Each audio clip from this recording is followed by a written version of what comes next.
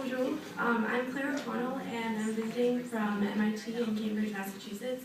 I'm currently in my final year of undergraduate studying brain and cognitive science with applied mathematics.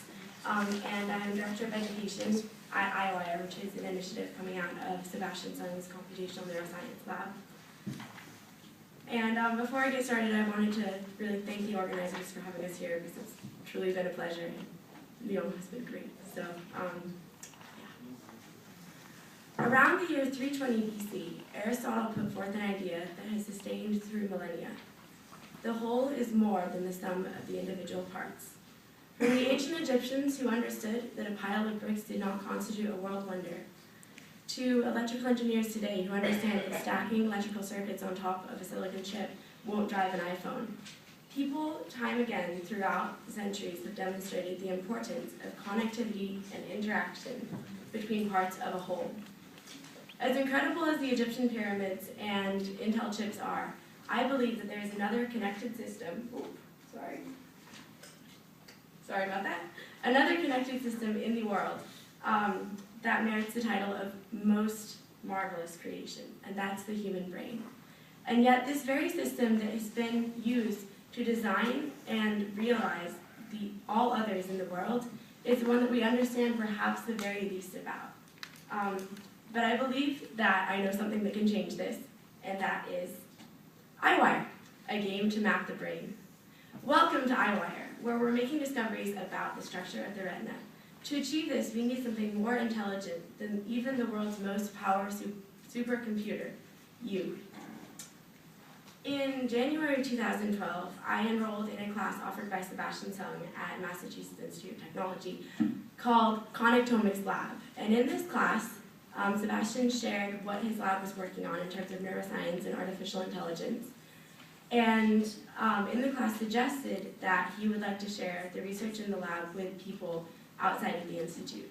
So the lab was, the class was kind of used to develop the first iteration of what is now the EyeWire site.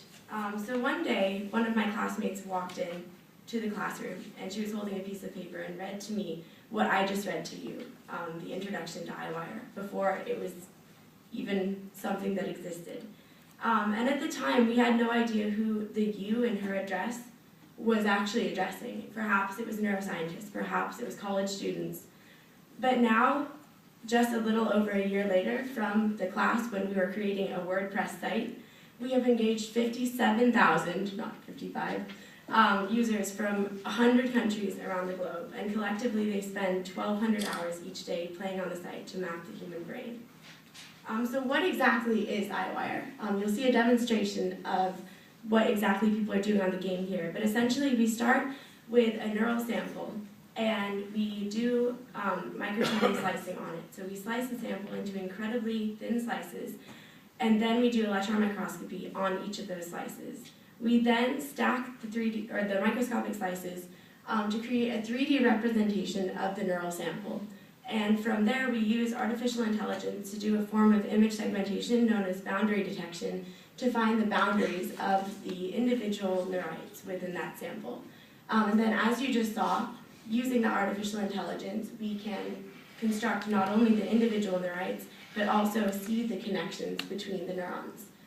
But as I said, and as Elizabeth addressed in the speech that she gave in our class, even the most powerful supercomputer can't do this perfectly. Artificial intelligence has its constraints, and so we need users and we need human input to get anywhere with this project. So when I say human input, here's a demonstration of what people do on the game. So people log on and they can play the game, but they also have a chance to do kind of a role-playing neuroscientist task online. So we have a wiki where people can publish articles about things that they find related to our project. So we've had people do things from reviews of papers in retinal processing to students who have read the Connectome book that the PI of the lab, Sebastian, recently published on topics of their choosing, of their interest, and they put those online for anybody to read. We have a blog where people can follow new features on the game and they can track the science and the progress that we're making in the lab. And you can't see it right now, but we even have a global leaderboard where people all fight for the title of EyeWire of the day each and every day, trying to map the most neural volume of all of the people on the site. So truly we have a community of budding neuroscientists online, and it's hit 57,000 people in a matter of fewer than 4 months. So the originality and innovation behind this project. In 2009, a game came out on the Apple App Store known as Angry Birds, and it became a global phenomenon. So collectively, players spent 380 years every single day, that's 16 years an hour, playing this game. And the game was credited for its creative gameplay, low cost, but all kind of trivial things, but people were spending an incredible amount of time on it. So actually, Sebastian said this was his motivation when he really started thinking about the EyeWire project. What if we could take the 380 years of time that people were putting into this game and map the human brain with those hours? Because prior to the project, it was taking a postdoc in our lab upwards of 80 hours to construct a single neuron. And for those of you who were at Amy's address earlier in the conference, there are 80 billion neurons in the brain. So a single neuron taking 80 hours is just not something that is scalable.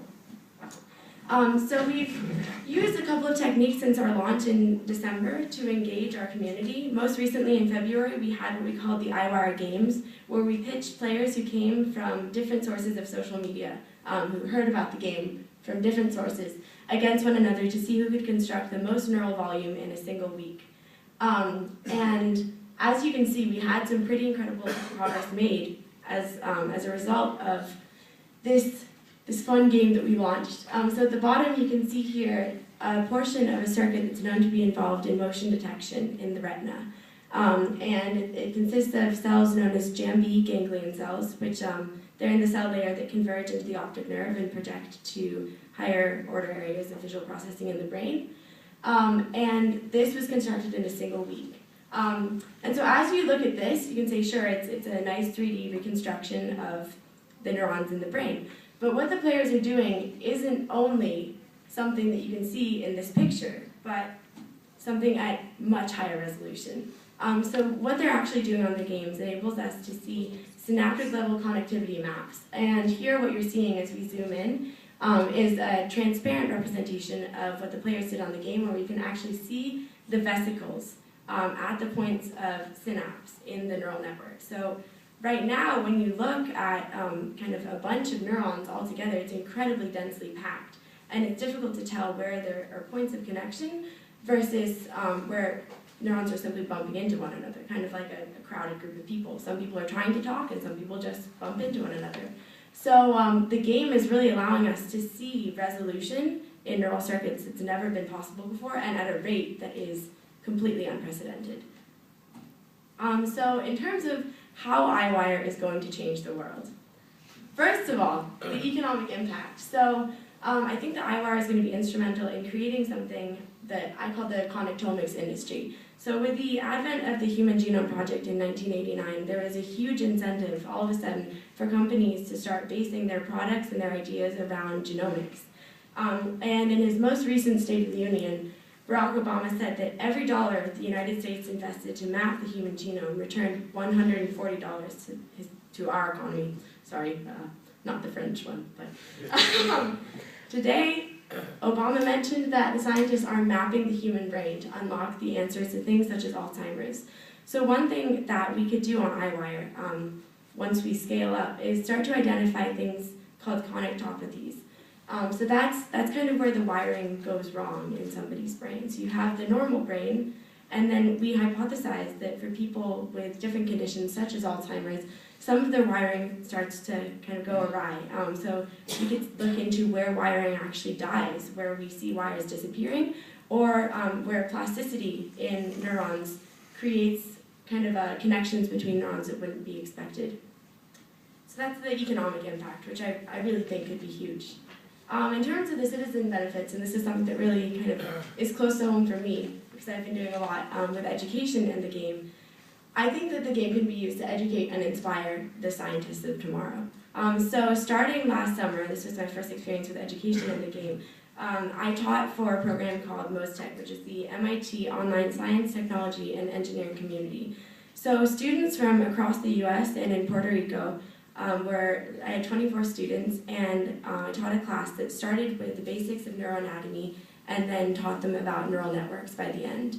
And in order to engage the students in what a neural network really is and why they should care, they played on the EyeWire game, and they were one of the first real groups to play on the game. And since then, because kind of the inspiration that we saw that sparked in the students, they all did individual research projects that they have posted now on our wikis on topics that they were interested in simply from their exposure to the game. And then they presented at MIT at a symposium at the end of the summer. And one of the students was invited back to MIT to do an internship, and another student who you will meet in just a minute was recently accepted to MIT, but she has been one of our top players for multiple weeks on the game. In the fall, we decided to continue with the educational outreach. So I taught a class at a school in Cambridge, and it was in partnership with LEGO Learning. So I taught about the visual system and the layers of visual processing in the retina. And then the students, in order to understand how those different units of processing power in the retina connect to one another, built the layers of the retina from photoreceptors to ganglion cells and all of the layers in between with Legos. And the teacher said they did phenomenally on their final exams. We're also starting to establish partnerships with companies like One Laptop Per Child, because we're interested in getting EyeWire into developing nations. Maybe if you know of a school in Egypt that would be interested, we would definitely be happy to look into that. edX, where a lot of university courses are going online, has expressed a lot of interest in this, and so we're thinking of creating a class around EyeWire that will pilot on edX in the fall. TED Ed, which comes out of the TED organization, is the educational initiative at TED, and we're talking with them about using Prezi presentations to put some of the educational content from EyeWire online. And finally, something that I've created is an initiative called START, which is using kind of cutting-edge research like what we have on EyeWire to start that innovative spark in young minds and then encourage them to pursue projects of their own with this kind of outreach. So that's the citizen benefit. And just so you can see. Hi, Vision. I'm Paola, and I was part of MOSTech last summer. In this program, we use EyeWire to learn about different nerve cells and understand how connections between them are made. I really love EyeWire, not only because it allows me to feel like I'm contributing to something big, but also because I have fun while doing it. In the future, I am sure that EyeWire will help us understand the mysteries of the brain and how connections make us who we are. So I actually, I talked to Paola yesterday on Facebook and asked her to put something together so that we could show that she's from Puerto Rico, and she loves the game. And it's been incredible for me after the summer experience. It was really just a 3-week class to see how engaged people have stayed with this game. So in terms of the plan schedule and BioVision expectations, we're anticipating our first publication, which is very exciting. We are submitting to Nature, hopefully in April, about this circuit that I presented to you that's used in motion detection. In terms of the further gamification, we are working on player profiles so we can give people a tangible way of connecting to the EyeWire community, and this is just kind of a sketch of what you might see there. But that's really kind of emphasizing the neuroscientist role of the players in the game. And beyond the Sun Lab, our goals are, 1, to optimize the game, to accelerate our research, and to enhance the user experience. So right now we are really recruiting. We would love to have more software engineers and artificial intelligence experts join us, because we currently have a single developer who's dealing with these 57,000 people around the world who have lots of questions. We're looking for computational modelers to develop in silico models of the circuits that we're finding on EyeWire. And then our other goal is to establish partnerships to extend the applications of our research. So whether that be pharmaceutical companies to identify the connectopathies that I mentioned, or to collaborate with us in a different way, or museums and schools I would love to talk to join our outreach efforts around the world. So whether it's by logging on and playing on the game, by collaborating with us and suggesting a way that we could use our research for a different purpose, or by funding us as we kind of try to expand our outreach, I invite you to join us on our quest to map the mind. Thank you.